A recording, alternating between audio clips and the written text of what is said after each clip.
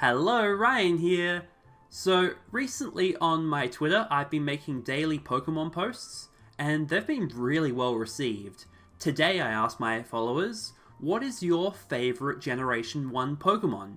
So, today, I'll be counting down my top 10 favourite Generation 1 Pokemon. And if you'd like to join in on the Twitter conversation, I'll leave a link to my Twitter in the description below. If you're new here, welcome, I hope you enjoyed the video.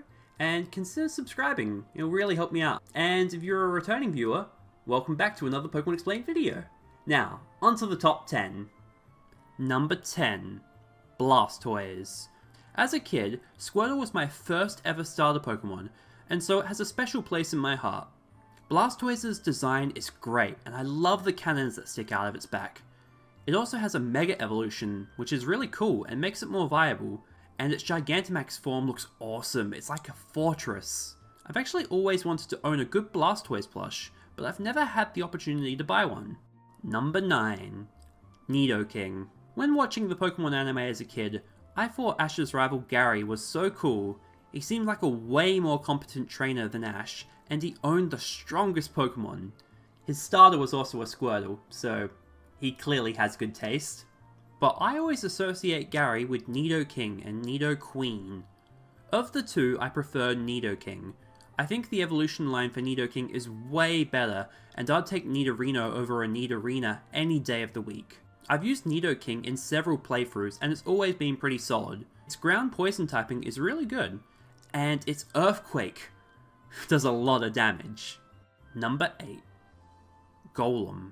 How do you like Golem? It's just a rock with arms and legs. Well, that may be true, but I think Golem is sick. I never used to like the Geodude line. I really didn't care for Brock's Geodude, and I didn't think Graveler was much better. It wasn't until I used one in my first playthrough of Pokemon Heart Gold that it solidified its spot in my top 10. That playthrough was actually pretty significant for me. It was the first time I decided not to use my starter Pokemon, so all of my team members felt very special. Geodude was actually the first Pokemon I caught for the team, because it can be found real early in game on Route 46, right after receiving Pokeballs. Some of the other Pokemon from that team are also on this list. Number 7. Cedra. I like the Horsey line quite a lot. Horsey is really cute, and Cedra is really cool. And Kingdra looks like an old man. But that's okay, I actually really like Kingdra. I think Cedra's design is really sleek, and I like how spiky it looks.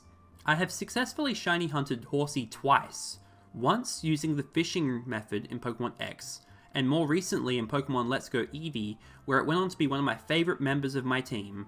I would place it higher, but it's pretty fragile, and I'd rather use Kingdra because of its better defenses and water dragon typing. Speaking of dragons, number 6. Dragonite. I love Dragonite's design. It's just a happy, derpy orange dragon. Its pre-evolution Dragonair is great too, very majestic. So not only does Dragonite have a great design, but it's also very powerful, being the first pseudo-legendary.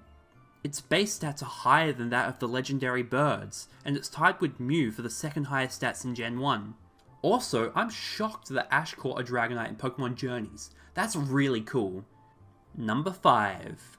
Mewtwo. So Mewtwo had to be in my top 5. I like that you catch Mewtwo in the Cerulean Cave after defeating the Elite Four. And of course, I can't talk about Mewtwo without mentioning the first Pokemon movie. It was such a big deal for me. I remember seeing the movie in the cinemas on the big screen. We dreamed of creating the world's strongest Pokemon, and we succeeded. My parents later bought the movie for me on VHS, and I used to watch it all the time. Also, Mewtwo is a playable character in Super Smash Bros. Games, which is pretty cool. Number 4. Gengar. Remember earlier how I talked about that Heart Gold playthrough? Well, Gengar was another Pokemon on that team. Ghastly was the third Pokemon I caught for the team. Luckily they can be found real early in the game by going to the Sprout Tower at night. Gengar's design is sick. Ghost Poison typing is real cool, and it has great stats. Shadow Ball just rips through everything. Also it has a really cool Mega Evolution, and a Gigantamax form. Awesome Pokemon. And again, the next Pokemon on this list is another Pokemon I used for the team. Number 3. Arcanine. What needs to be said about Arcanine that hasn't already been said? It's a fantastic fire-type Pokemon with great stats and a cool design. What's not to love? I don't think I've ever met anyone who dislikes Arcanine. It spent the first half of the playthrough as a Growlithe, as it needed a Firestone to evolve, and because it learns most of its good moves as a Growlithe. I even remember the moveset I taught it. Flare Blitz, Crunch, Thunderfang, and Extreme Speed. Fantastic Pokemon. Number 2. Lapras. If you have seen my water or ice type tier list, you would know I'm a big fan of Lapras. Lapras, our next S tier. 100% S tier. Lapras is like one of my favourite Pokemon. It's my favourite Gen 1 Pokemon. It's an amazing Pokemon with great stats, just a little slow. It's also another Pokemon from my Heart Gold team. Lapras was a great member of the team, especially being part ice type. It was great at taking down Claire and Lance's dragons. Lapras is only catchable in Union Cave on Fridays in Pokemon Heart Gold and Soul Silver. Also, I like how Ash and friends travelled on Lapras during the Orange Islands arc.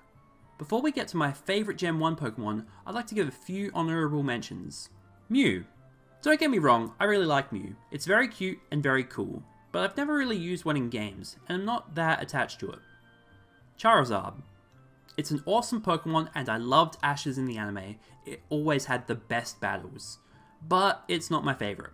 Gyarados. I love how Magikarp, one of the weakest Pokemon, turns into such a beast.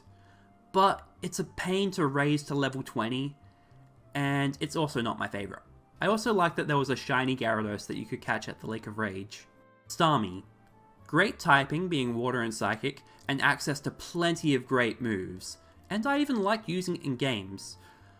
But I can't put it in my top 10 because I like my Pokemon to have a face. Number 1.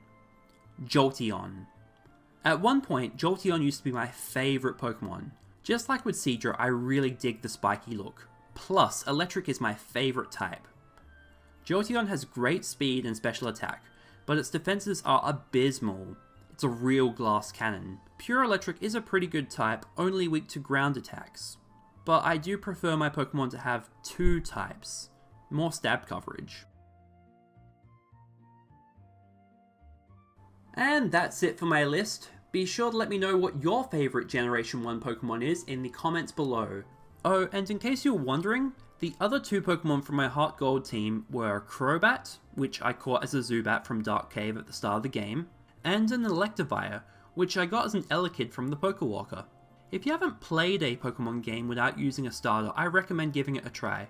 I actually did a poll on my Twitter just the other day, asking my followers if they always use their starter Pokemon, and I was shocked by the results. Only 4% didn't use their starter, but only around 200 people did the poll, so I would probably need a larger sample size to get a more accurate result. Thanks for watching, I hope you enjoyed the video.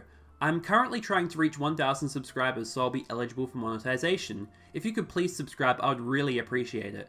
And if you enjoyed the video, leave a like to let me know. And I'll explain you later.